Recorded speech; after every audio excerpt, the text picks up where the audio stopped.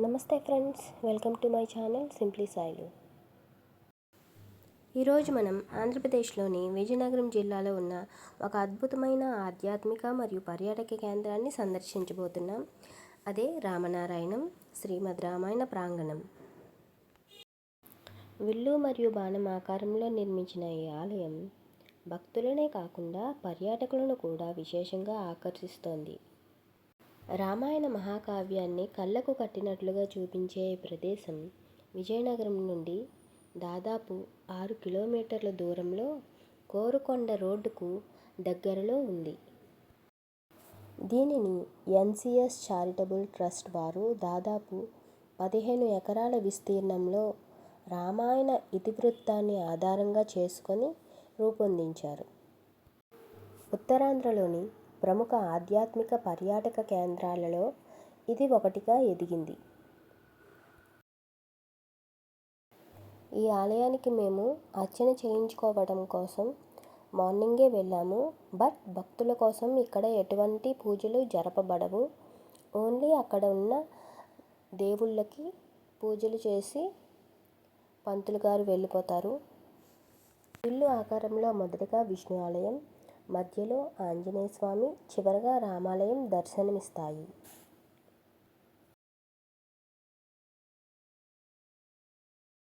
ఇవే ఈ ఆలయంలోని దేవతామూర్తులు.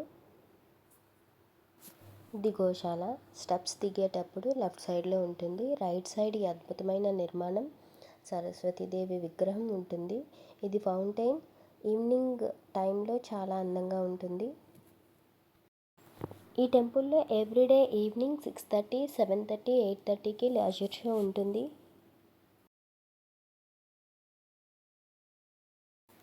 లెఫ్ట్ సైడ్ కార్నర్లో 2 కౌంటర్స్ ఉంటాయి.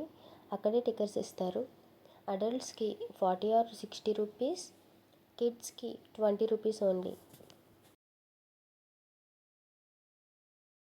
చూడండి, ఈ టెంపుల్ ఈవినింగ్ టైంలో కలర్ఫుల్ లైటింగ్స్తో ఇంకా అద్భుతంగా ఉంది. ఇది వినాయకుని టెంపుల్. మెయిన్ గేట్ నుండి ఎంటర్ అయ్యాక ఇది ఉంటుంది. ఈ ఆలయంలోని ప్రధాన ఆకర్షణ రామాయణ గ్యాలరీ. వాల్మీకి రామాయణంలోని ముఖ్యమైన 72 ఘట్టాలను అందమైన శిల్పాల రూపంలో ఇక్కడ ప్రదర్శించారు. ప్రతి ఘట్టం కింద తెలుగు అండ్ ఇంగ్లీష్ భాషల్లో వివరణ కూడా ఇచ్చారు. దీంతో చిన్నపిల్లల నుండి పెద్దల వరకు అందరూ రామాయణాన్ని సులభంగా అర్థం చేసుకోగలుగుతారు. ఇదేనండి ఆ గ్యాలరీ. ఫొటోస్ కానీ వీడియోస్ కానీ తీయకూడదు మనం. కానీ మీ అందరికీ ఈ ఆలయం యొక్క గొప్పతనం అర్థమవ్వడం కోసమే నేను ఈ క్లిప్ తీశాను. ఈ గ్యాలరీకి మధ్యలో 60 feet ఆంజనేయ స్వామి విగ్రహం హైలైట్ అండి. ఈ విగ్రహం పైనే రామాయణ కథ మరియు పంచముఖ ఆంజనేయ స్వామి ఆవిర్భావం గురించి లేజర్ షో ఉంటుంది. ఈ లేజర్ షో అద్భుతంగా కన్నుల పండుగగా ఉంటుంది. లేజర్ షో అయిపోయిన తర్వాత స్వామివారికి హారతిచ్చి మనకి ఇస్తారు. తీర్థం కూడా ఇస్తారు. ఇది పద్మావతీదేవి విగ్రహం అండ్ ఇది సరస్వతీదేవి విగ్రహం. ఆ స్వామివారి ఆశీస్సులు మీకు మరియు మీ కుటుంబ సభ్యులకు ఉండాలని కోరుకుంటున్నాను. మీరు మీ ఫ్యామిలీ అండ్ ఫ్రెండ్స్తో ఈ టెంపుల్ని తప్పకుండా విజిట్ చేయాలని కోరుకుంటున్నాను. ఇంతవరకు ఈ వీడియోని చూసినందుకు థ్యాంక్ యూ ఫ్రెండ్స్.